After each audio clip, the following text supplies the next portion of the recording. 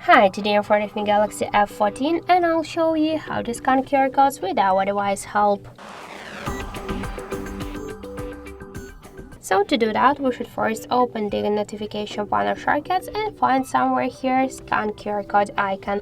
Just click once on this icon to activate this option, and here we should just place our QR code into this frame. So now let's just wait a second.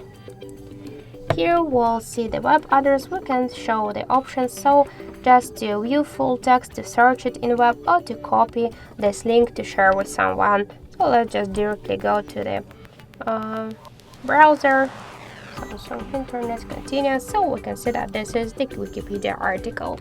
So that's it, thank you for watching, and if you find this video helpful, don't forget to leave a like, comment and to subscribe our channel.